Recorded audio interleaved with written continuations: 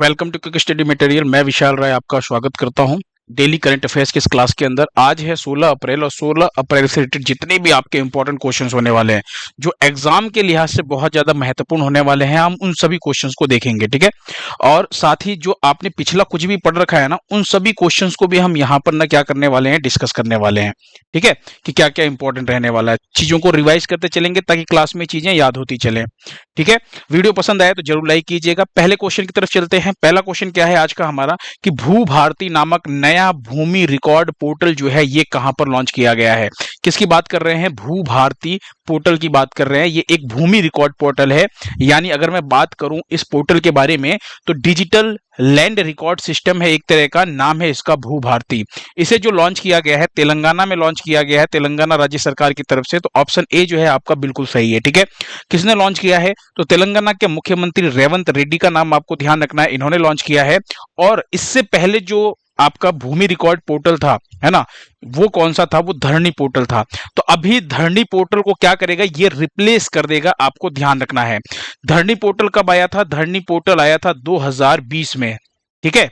धरणी पोर्टल जो है ये 2020 में आया था। अब इस पुराने वाले पोर्टल को रिप्लेस कौन करेगा, इसकी जगह कौन लेगा? तो ये भू भारती जो पोर्टल है ये लेगा। समझ में आया? और अगर हम बात करें तो ये भू भारती पोर्टल के अंदर मतलब ऐसा क्या है जो मतलब इसको रिप्लेस किया जा रहा है इससे, तो ये ज्यादा ट्रांसपेरेंट है, एरर फ्री यानी कि त्रुटि रहित है, और लोगों के लिए काफी फ्रेंडली है। ये आपको ध्यान रखना है। ये जो नया वाला हमारा जो पोर्टल है, किसने लॉन्च किया है? तेलंगाना ने लॉन्च किया है। चलिए अगला क्वेश्चन देखिए। नेक्स्ट क्वेश्चन क्या है हमारा? नेक्स्ट क्वेश्चन है, बिहार में आयोजित होने वाले खेलो इंडिया यूथ गेम्स 2025 का शुभंकर क्या है? मार्च के फर्स्ट वीक में मैंने आपको बताया था कि खेलो इंडिया यूथ गेम्स 2025 की मेजबानी कौन करेगा। तब अनाउंसमेंट हुआ था कि बिहार मेजबानी करेगा। तो हमने इसको मार्च में एक बार पढ़ा था, लेकिन उस टाइम पे शुभंकर जो है वो लॉन्च नहीं हुआ था। अभी आपको ये तो पता है कि कहां पर लॉन्च होने मतलब कहां पर इसका आयोजन होगा खेलो इंडिया यूथ गेम्स का। तो बिहार जो है मेजबानी करेगा, बिहार में आयोजित होगा ये। दूसरा इंपॉर्टेंट पॉइंट क्या है कि इसका कौन सा संस्करण है? तो ध्यान रखिएगा 7th एडिशन है इस बार 2025 के अंदर। और अभी इसका शुभंकर क्या है? तो गज सिंह आपको नाम ध्यान रखना है। ऑप्शन सी आपका बिल्कुल सही है। गज सिंह का मतलब क्या है कि ये जो है शेर और हाथी दोनों का मिक्सर है। और ये अगर हम बात करें तो जो पाल जो मतलब आपको नालंदा और जो बिहार के अंदर जो पाल मंदिर है, बहुत पुराने समय के ऐतिहासिक मंदिर है, तो उनकी दीवारों पर से इस चीज को लिया गया है। बस इतना आप ध्यान रखिए कि खेलो इंडिया यूथ गेम्स 2025 का शुभंकर क्या है? तो शुभंकर है गज सिंह। क्या है शुभंकर? गज सिंह। अब यहाँ पे एक चीज ध्यान रखिएगा, हिंदी में तो हम गज सिंह बोल रहे हैं, लेकिन इंग्लिश की अगर हम बात करें तो इसकी जो स्पेलिंग है वो क्या है? वो है GAJASIMHA, है ना। इंग्लिश में इसकी स्पेलिंग क्या है? गज सिम्हा। दरअसल जब इसको लॉन्च किया गया था तो इसी नाम से, लेकिन इसको गज सिंह बोला जा रहा है। अगर आप ध्यान से इस आप एक काम कीजिएगा, पीडीएफ को टेलीग्राम में जब डाउनलोड करेंगे तो मैं इसकी ना क्वालिटी जो है फुल एचडी क्वालिटी में जो है पीडीएफ देता हूं। अगर आप इसको जूम करेंगे तो यहाँ पे टी शर्ट पे आपको लिखा हुआ दिख जाएगा। ठीक है। तो टेलीग्राम पे जब आप पीडीएफ डाउनलोड करेंगे तो पीडीएफ को जूम करेंगे तो यहाँ पे आपको बहुत अच्छे से दिख जाएगा। और टी शर्ट पे आपको यहाँ पर खेलो इंडिया यूथ गेम्स 2025 दिख जाएगा। और यहीं पे छोटा सा एक लोगो भी दिख रहा है। लोगो की भी बात करेंगे तो अभी आपको ध्यान रखना है गज सिंह या फिर गज सिम्हा, है ना। इंग्लिश में इसकी स्पेलिंग क्या है? गज सिम्हा, लेकिन गज सिंह के नाम से ही न्यूज़पेपर में हर जगह छाया हुआ है। ठीक है। तो शुभंकर ध्यान रखना है आपको। 7th एडिशन ध्यान रखिएगा। और बिहार में आयोजित हो रहा है। कब से कब तक इसका आयोजन होना है? तो आपको ध्यान रखना है कि 7वां संस्करण है और इसका आयोजन 4 से लेकर के 15 मई तक होगा। और साथ ही साथ इसका लोगो लॉन्च किया गया है। लोगो की बात करें तो लोगो अगर हम बात करें तो ये जो आप देख रहे हैं ना, ये बिहार का मैप है। बिहार के मैप को ही क्या बनाया गया है? लोगो बना दिया गया है। और इस बिहार के मैप को केसरिया यानी कि ऑरेंज कलर की बात कर रहे हैं, और हरे कलर यानी कि ग्रीन कलर की बात कर रहे हैं। इस लोगो में इन दो कलर का यूज किया गया है। और साथ ही साथ इस लोगो के अंदर नालंदा यूनिवर्सिटी, मधुबनी पेंटिंग, है ना, जिसको जीआई टैग मिला है। कहाँ का है मधुबनी पेंटिंग? बिहार का है। महाबोधि वृक्ष, जहां पे गौतम बुद्ध को ज्ञान की प्राप्ति हुई थी। गंगा डॉल्फिन आपको ध्यान रखना है, गंगेटिक डॉल्फिन की बात कर रहे हैं हम। और छठ पूजा जो है दिखाया गया है इस पूरे लोगो के अंदर, है ना। तो ये जो लोगो है, ये लोगो भी विशेष है, इसलिए ध्यान रखिएगा। और अगर हम बात करें शीर्षक सॉन्ग की, अगर हम गाने की बात करें तो खेल के रंग बिहार के संग, ये इसका जो है आपको ध्यान रखना है, सॉन्ग है, ये भी याद आपको रखना पड़ेगा। अब हम बात कर लेते हैं, ये तो आपने देख लिया अभी तक क्या, खेलो इंडिया यूथ गेम्स 2025 की बात कर ली हमने कि 7वां संस्करण है, 4 से 15 मई तक होगा। और इसका जो लोगो है, मतलब जो शुभंकर है वो क्या है, उसका नाम है गज सिंह। फोटो आपने देख ली शुभंकर की, कैसा दिखता है आपका शुभंकर, ध्यान से देखिए यहाँ पर इस टाइप का ये आपका शुभंकर दिखता है ना, हाथी और शेर का मिक्सर है। और इसके अलावा हम बात करते हैं 2025 में खेलो इंडिया गेम्स के तहत कौन कौन से गेम्स हुए हैं उसकी बात करते हैं। तो खेलो इंडिया गेम्स की बात करें तो खेलो इंडिया पैरा गेम्स 2025 जो कि नई दिल्ली में आयोजन हुआ था, कौन जीता है इसको, हरियाणा जो है जीता है, यानी हरियाणा शीर्ष पर रहा है, पहले स्थान पर। वहीं पे खेलो इंडिया विंटर गेम्स की बात करूं मैं 2025 में, ये जो है जम्मू कश्मीर और लद्दाख के अंदर 2 चरणों में आयोजित किया गया था और इसे आर्मी ने जीता है, यानी भारतीय सेना ने इसके अंदर शीर्ष स्थान हासिल किया है। तो खेलो इंडिया पैरा गेम्स 2025 हो गया, खेलो इंडिया विंटर गेम्स 2025 हो गया। अब खेलो इंडिया यूथ गेम्स जो है वो भी अभी जल्दी खत्म हो जाएगा, 15 मई को अनाउंस हो जाएगा, है ना, कि कौन टेबल पे टॉप पे रहा है। तब हम इसकी डिस्कशन करेंगे, इसको फिर से रिवाइज करेंगे इन दोनों चीजों को, ताकि 2025 में जो जो इंपॉर्टेंट है खेलो इंडिया से रिलेटेड वो आप पढ़ते जाएं। अगला क्वेश्चन देखिए, हाल ही में 15 अप्रैल को कौन सा दिवस मनाया गया है। तो 15 अप्रैल को मनाया गया है विश्व कला दिवस, यानी कि हम बात कर रहे हैं वर्ल्ड आर्ट डे की। और हिमाचल प्रदेश स्थापना दिवस बिल्कुल सही है, हिमाचल प्रदेश स्थापना दिवस की बात करूं तो इस बार 78 नंबर का स्थापना दिवस मनाया गया, यानी 78वां स्थापना दिवस मनाया गया है।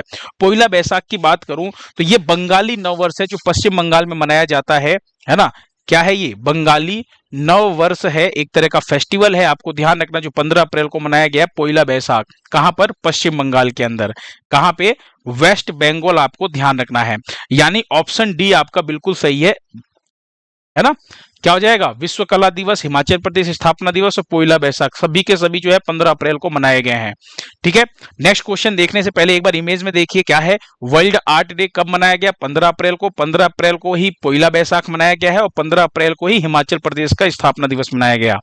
चलिए अगला क्वेश्चन देखिए, अखिल भारतीय फॉरेंसिक विज्ञान शिखर सम्मेलन, अखिल भारतीय फॉरेंसिक, आप समझ गए होंगे ना फॉरेंसिक का यूज कहां पर होता है ना, जब कोई भी मर्डर होता है, कोई भी मतलब जांच पड़ताल होती है तो फॉरेंसिक टीम जाती है ना। तो आपको ध्यान रखना है, अखिल भारतीय फॉरेंसिक विज्ञान शिखर सम्मेलन 2025 का उद्घाटन कहां किया गया है। तो इसका उद्घाटन किया गया है नई दिल्ली में, ऑप्शन ए जो है आपका बिल्कुल सही है। और इसका उद्घाटन किसने किया है, तो आप यहां पर अमित शाह को देख रहे हैं जो कि गृह मंत्री हैं और सहकारिता मंत्री भी हैं। तो अमित शाह का नाम आपको ध्यान रखना है, अपने मोटा भाई जो है इन्होंने ही इसका उद्घाटन किया है। ठीक है, इमेज में आप देख रहे होंगे नेशनल फॉरेंसिक साइंसेस यूनिवर्सिटी के अंदर, आप यहाँ पे इमेज में ध्यान से देखिए आपको दिखेगा। अच्छा, उद्देश्य क्या है इसका, तो आपराधिक न्याय प्रणाली को बढ़ावा देने के उद्देश्य से, यानी जो न्याय प्रणाली है उसके अंदर आपको सभी को पता है कि फॉरेंसिक का यूज बहुत होता है। तो इसीलिए इस अखिल भारतीय फॉरेंसिक विज्ञान शिखर सम्मेलन का जो आयोजन किया गया वो नई दिल्ली में किया गया है। ठीक है, अगला क्वेश्चन देखिए, ये भी ध्यान रखिएगा उद्घाटन किसने किया है, आपसे एग्जाम में ये भी पूछा जा सकता है कि किसने इसका उद्घाटन किया है। नेक्स्ट क्वेश्चन देखिए, अगला क्वेश्चन क्या है आपका, पुलिस, न्यायपालिका और जेल व्यवस्था के आधार पर इंडिया जस्टिस रिपोर्ट 2025 में कौन सा राज्य शीर्ष पर रहा है। इसे इंपॉर्टेंट मार्क कीजिएगा, इसके अंदर दरअसल एक रिपोर्ट जारी की गई है, क्या कि इंडिया जस्टिस रिपोर्ट, और किसके आधार पर, पुलिस, न्यायपालिका और जेल व्यवस्था के आधार पर इसको जारी किया गया है। अब ये जो रिपोर्ट है ना, इस रिपोर्ट के अंदर बहुत सी बातें बताई गई है, इतनी बातें बताई गई हैं कि वो सारी की सारी बातें अगर आप पढ़ने लग गए ना तो आपकी पूरी नोटबुक का एक पेज भर जाएगा, इतना सब कुछ इसमें डेटा दिया गया है। लेकिन इन सब के अंदर से जो इंपॉर्टेंट डेटा है हम उसकी बात करते हैं कि इस रिपोर्ट में इंपॉर्टेंट क्या क्या चीजें कही गई है। बहुत सी चीजें हैं, उसके अंदर कुछ इंपॉर्टेंट चीजों की बात करेंगे, लेकिन आपके लिए इंपॉर्टेंट क्या है, यह है कि इस रिपोर्ट में कौन सा राज्य शीर्ष पर रहा है। तो आपको ध्यान रखना है, कर्नाटक जो है वो शीर्ष पर रहा है, यानी ओवरऑल अगर हम बात करें तो टॉप पर कौन रहा है इस रैंकिंग में, कर्नाटक, ओवरऑल की बात कर रहे हैं। ठीक है, और वहीं पे पश्चिम बंगाल की बात करूं मैं तो सबसे लास्ट में रहा है। और वैसे भी आप देख ही रहे होंगे मुर्शिदाबाद में भी दंगे हो रहे हैं, है ना, पश्चिम बंगाल की हालत बहुत खराब है इस समय।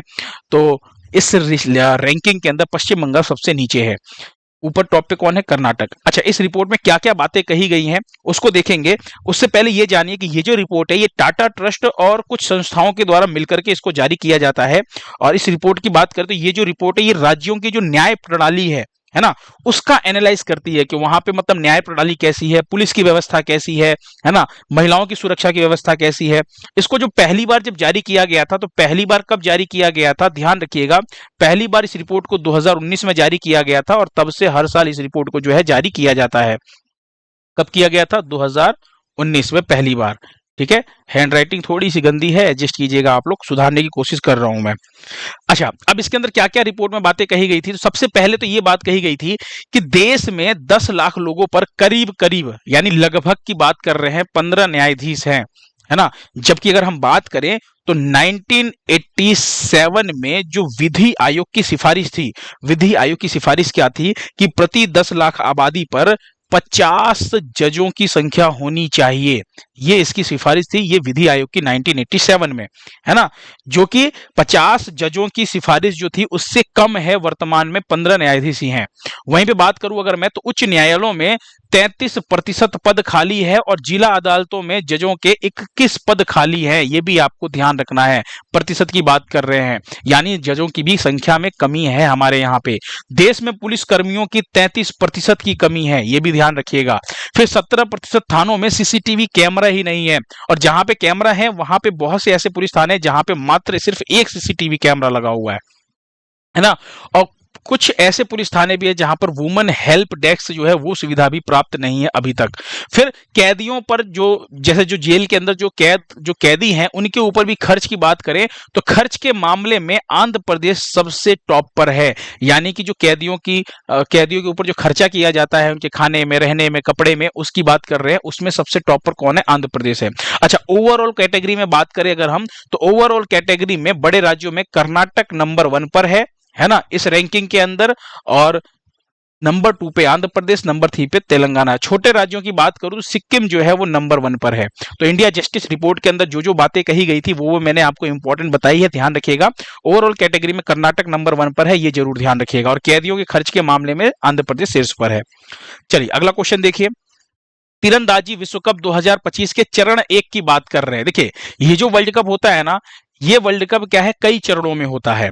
तो अभी जो चरण पहला हुआ है उसकी बात कर रहे हैं कि भारत ने कितने मेडल जीते हैं। तो इस पहले चरण में भारत ने कुल 4 मेडल जीते हैं। ऑप्शन डी जो है वो आपका बिल्कुल सही है। अब अगर हम बात करें इस पदक तालिका में, ये जो है विश्व तीरंदाजी यानी हम बात कर रहे हैं आर्चरी की, उसकी ये जो मेडल टैली है अगर हम बात करें तो इसमें पहले नंबर पे कौन है, पहले नंबर पे है मैक्सिको, और मैक्सिको ने 3 स्वर्ण, 2 रजत और 1 कांस्य पदक के साथ कुल 6 मेडल जीते हैं। वहीं पे इंडिया की बात करूं तो इंडिया चौथे नंबर पे है ना। भारत की बात करूं तो भारत ने 1 स्वर्ण पदक जीता है, 1 सिल्वर मेडल जीता है, 1 ब्रॉन्ज मेडल जीता है, यानी टोटल 4 मेडल भारत ने जीते हैं। तो कुल कितने पदक जीते हैं भारत ने, 4। और रैंकिंग स्थान की बात करूं तो चौथे नंबर पे, यानी पदक तालिका में रैंक भी चौथी है और मेडल भी 4 जीते हैं, और जीता 1 गोल्ड है बस। अब यहाँ पे आपके दिमाग में आ रहा होगा ना कि चीन तो भाई 3 मेडल जीता है फिर भी दूसरे नंबर पे कैसे है। तो यहाँ पे रैंकिंग क्या होती है, सबसे पहले गोल्ड मेडल देखा जाता है कि गोल्ड मेडल किसने ज्यादा जीते हैं। अगर किसी ने गोल्ड मेडल ज्यादा जीता है तो वो नंबर 1 पे रहेगा। फिर देखा जाता है सिल्वर मेडल किसने ज्यादा जीता है। जैसे यहाँ पे 4 है अमेरिका और भारत भी 4 है, लेकिन इसके पास सिल्वर मेडल ज्यादा है, गोल्ड मेडल तो बराबर है, तो इसलिए फिर सिल्वर मेडल देखा जाता है, फिर उसके बाद ओवरऑल कांस्य पदक देखा जाता है। तो आपको क्या ध्यान रखना है कि पहले नंबर पे कौन है, मैक्सिको, और चौथे नंबर पे है भारत, और भारत ने टोटल 4 मेडल जीते हैं। अब यहाँ पे ना कुछ इंपॉर्टेंट चीजों की बात करते हैं। जैसे ये जो पहला चरण का आयोजन हुआ था, इसका आयोजन कहां पर हुआ है, तो ये अमेरिका के फ्लोरिडा जो राज्य है वहां पर ऑबर्न डेल शहर के अंदर इसका आयोजन किया गया है। कहां पर, ऑबर्न डेल जो शहर है वहां पे, और इसका आयोजन 8 से 13 अप्रैल तक हुआ है। अब भारत के अंदर जो पदक विजेता है कौन कौन है, तो गोल्ड मेडल की बात करूं तो ऋषभ यादव और सुरेखा वेनम की जो टीम है इसने जीता है। और सिल्वर मेडल की बात करूं तो धीरज बोम्मादेवरा, तरुणदीप राय और अतनु दास ने मिलकर के जीता है इसको। और कांस्य पदक की बात करूं तो धीरज बोम्मादेवरा ने 1 कांस्य पदक जीता है, और 1 कांस्य पदक जीता है ऋषभ यादव, अभिषेक वर्मा और ओजस देवताले ने मिलकर के जीता है। ठीक है, तो ये टोटल 4 मेडल हैं, 1 स्वर्ण, 1 रजत और कांस्य में 2, 1 और 2। ठीक है, तो ये चीज आपको ध्यान रखना है। अच्छा, अब आपके मन में आ रहा होगा ना पहला चरण हुआ, दूसरा चरण कहां पर होगा, तो मैं यहाँ पे एक टेबल दिखा रहा हूं, उस टेबल को ध्यान से देखिएगा आप लोग, है ना। अगर हम बात करें यहाँ पे तो अभी जो विश्व कप, जो तीरंदाजी विश्व कप 2025 से हम उसकी बात कर रहे हैं, तो पहला चरण जो हुआ है, पहले चरण की मेजबानी किसने की है? अमेरिका ने ऑबर्नडेल के अंदर की है ना? कब से कब तक? तो 8 से 13 अप्रैल तक हुआ है। अब जो दूसरा चरण होगा वो कब होगा? वो संघाई, चीन के संघाई में होगा, मई महीने में होगा, 6 से 11 मई में। फिर जून में होगा, है ना, तुर्की के अंतालिया में तीसरा चरण। फिर स्पेन के मैड्रिड में होगा चौथा चरण। कब से कब तक? ये जून में हो रहा है, फिर ये जुलाई में होगा। फिर उसके बाद जो इसका फाइनल होगा ना, फाइनल आपको ध्यान रखना है, ग्वांगजू, दक्षिण कोरिया के ग्वांगजू में होगा। और ये कब होगा? 5 से 12 सितंबर 2025 में। तो आपको ध्यान रखना है, ये जो वर्ल्ड कप है, तीरंदाजी वर्ल्ड कप, ये कई चरणों में आयोजित होता है ना? और अभी जो 2025 में कई चरणों में जो आयोजित हो रहे हैं, कौन कौन मेजबानी कर रहा है, कौन कौन सा चरण है, कौन कौन महीने में होगा, ये सारी मैंने टेबल में दे दी है। ये आगे भी आपके काम आएगा। ये सॉरी, आपको ध्यान रखना है, ये जो है ये पूरे साल काम आने वाला है, जो भी एग्जाम होने वाले हैं। तो इस टेबल को स्क्रीनशॉट लेकर के रख लीजिए, या फिर पीडीएफ जो है आपको टेलीग्राम चैनल पे मिलेगा, वहां से डाउनलोड कर लीजिएगा।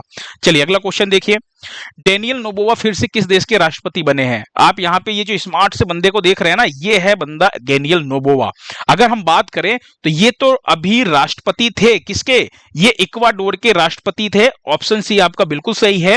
और अभी फिर से ये राष्ट्रपति बने हैं दूसरी बार। इनका कार्यकाल कितने साल का रहने वाला है? हमारे यहाँ पे 5 साल का कार्यकाल होता है, यहाँ पर इक्वाडोर में 4 साल का कार्यकाल होने वाला है। तो ये फिर से क्या बने हैं? ये फिर से बने हैं इक्वाडोर के राष्ट्रपति। और एक और चीज ध्यान रखिएगा, इक्वाडोर के सबसे युवा राष्ट्रपति हैं, यानी अगर मैं बात करूं तो यंगेस्ट राष्ट्रपति यानी प्रेसिडेंट है डेनियल नोबोवा। ठीक है, इक्वाडोर कहां पर है? एक बार मैप में देखिए। अगर आप यहां पर देख रहे होंगे तो नॉर्थ अमेरिका आपको दिख रहा होगा, है ना, उत्तरी अमेरिका महाद्वीप, ये है आपका दक्षिणी अमेरिका महाद्वीप। और यहां पे जो आप छोटा सा देश देख रहे हैं ना, ये ग्रीन कलर में, यही है आपका इक्वाडोर। ठीक है, यहां पे आपको कोलंबिया दिख रहा होगा और यहां पे है आपका पेरू, है ना। इन दो देशों से इसकी क्या लगती है? सीमा लगती है। तो इक्वाडोर आपको ध्यान रखना है कहां पर? दक्षिणी अमेरिका महाद्वीप में स्थित एक देश है, जिसकी राजधानी क्या है? क्वीटो। और यहाँ पे करेंसी चार्ज क्या चलती है? तो अमेरिकी डॉलर यहाँ पे करेंसी चलती है। ठीक है, तो डॉलर आपको ध्यान रखना है। चलिए अगला क्वेश्चन देखिए। मार्च 2025 के लिए प्लेयर ऑफ द मंथ किसे चुना गया है? तो आईसीसी की तरफ से हर महीने प्लेयर ऑफ द मंथ से खिलाड़ियों को सम्मानित किया जाता है। और मार्च 2025 यानी मार्च महीने के लिए इस बार 2025 में प्लेयर ऑफ द मंथ जो चुना गया है, वो चुना गया है श्रेयस अय्यर को। ऑप्शन ए आपका बिल्कुल सही है, ये इंडिया के हैं। और वहीं पे आपको ध्यान रखना है जॉर्जिया वॉल, ऑप्शन सी, ये भी आपका सही है। और ये कहां की हैं? तो ऑस्ट्रेलिया की हैं। ठीक है, ऑस्ट्रेलिया की ये प्लेयर हैं। अब ये ध्यान रखिएगा, इनको मेंस कैटेगरी में यानी पुरुष श्रेणी के अंदर भारत के प्लेयर को चुना गया है। और वहीं पे वुमेन्स कैटेगरी यानी महिला श्रेणी की बात करूं तो महिला श्रेणी में जॉर्जिया वॉल को चुना गया है। यानी ऑप्शन जो डी है वो बिल्कुल सही है। ऑप्शन डी यानी कि ए और सी दोनों सही है। यहां पे अगर आप देखेंगे तो ये है श्रेयस अय्यर इंडिया के, और ये है जॉर्जिया वॉल ऑस्ट्रेलिया की हैं। इनको पुरुष कैटेगरी में और इनको महिला कैटेगरी में चुना गया है प्लेयर ऑफ द मंथ। कौन से महीने के लिए? ध्यान रखिएगा, मार्च महीने के लिए। नेक्स्ट क्वेश्चन देखिए, और इस क्वेश्चन को इंपॉर्टेंट मार्क कीजिएगा। कभी भी ऐसी योजना परियोजना जो देश के विकास में सहयोग करे वो काफी इंपॉर्टेंट रहता है। तो प्रधानमंत्री नरेंद्र मोदी ने अभी 800 मेगावाट के Deenbandhu Chhotu Ram thermal power plant की तीसरी इकाई की आधारशिला किस राज्य में रखी है? तो आपको ध्यान रखना है, इसकी आधारशिला हरियाणा राज्य में रखा गया है। ऑप्शन ए जो है वो आपका बिल्कुल सही है। हरियाणा के अंदर कहां पर? तो आपको ध्यान रखना है, हरियाणा के यमुनानगर। कहां पर? हरियाणा के यमुनानगर में इसकी आधारशिला रखी है। किसने रखी है? प्रधानमंत्री ने रखी है। कितने मेगावाट? तो 800 मेगावाट, है ना। अगर आप यहां पर देख पा रहे होंगे तो ध्यान से देखिए, है ना, ये आपको नरेंद्र मोदी जी दिख रहे हैं, ये हरियाणा के मुख्यमंत्री नायब सैनी दिख रहे हैं। 800 मेगावाट की है ये आपकी जो प्लांट है। अब इसके अंदर इंपॉर्टेंट ध्यान रखिएगा, एक तो हरियाणा के यमुनानगर में, दूसरा 800 मेगावाट है, तीसरा बिजली उत्पादन के लिए कोयले का उत्पादन करेगा। अब जो ये चीज है, ये प्लांट लगाया जा रहा है, तो क्यों लगाया जा रहा है? ये प्लांट लगाया जा रहा है बिजली उत्पादन करने के लिए।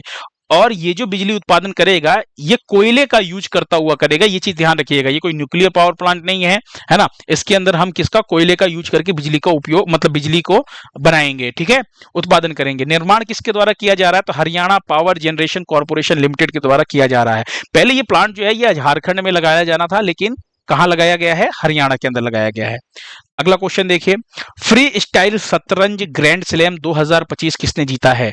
तो फ्री स्टाइल शतरंज ग्रैंड स्लैम 2025 की बात करूं मैं अगर, तो इसे जीता है मैग्नस कार्लसन ने। ऑप्शन सी आपका बिल्कुल सही है।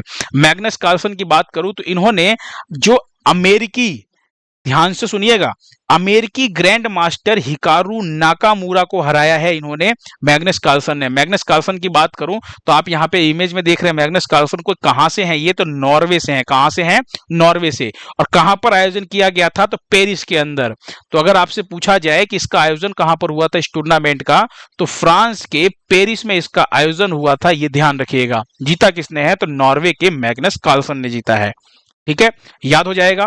चलिए, लास्ट टाइम पे मैंने आपसे एक क्वेश्चन पूछा था, क्या पूछा था कि 2025 में जो भारत की पहली यूनिकॉर्न कंपनी बनी है वो कौन सी बनी? मैंने आपको ये भी बताया था कि जिसका $1 बिलियन से ज्यादा या उस $1 बिलियन तक या उससे अधिक का कारोबार हो जाए, है ना, मार्केट वैल्यू जिसकी हो जाए, वो कंपनी यूनिकॉर्न कंपनी कहलाती है। और इस बार 2025 की जो पहली कंपनी बनी है वो बनी है जसपे। कौन बनी है? जसपे। अगर मैं बात करूं तो पंकज कुमार सिंह, अभिषेक मौर्य, ऋषभ झा, है ना, इन बच्चों ने कमेंट बॉक्स में बिल्कुल सही सही आंसर दिए थे। ठीक है, अब यहां पर आइए बात करते हैं आज स्टूडियो क्विज के अंदर एक क्वेश्चन की। इंपॉर्टेंट क्वेश्चन है ये काफी, इसलिए आपको जरूर पता होना चाहिए। अनुसूचित जातियों के आरक्षण में उपवर्गीकरण करने वाला पहला, कोई भी चीज पहला हो तो ज्यादा इंपॉर्टेंट होता है, राज्य कौन बना है? ठीक है, यानी अनुसूचित जातियों के आरक्षण, रिजर्वेशन के अंदर जो सब क्लासिफाई किया जा रहा है, उपवर्गीकरण, ये करने वाला पहला राज्य कौन सा बना है? तो कमेंट बॉक्स में फटाफट आंसर दीजिए। पीडीएफ आपको टेलीग्राम चैनल पर मिल जाएगी, है ना। और वीडियो पसंद आया तो जरूर लाइक कीजिएगा, एटलीस्ट इस वीडियो पे 100 लाइक तो आने ही चाहिए। ठीक है, चलिए, थैंक यू सो मच, मिलते हैं नेक्स्ट लेक्चर में।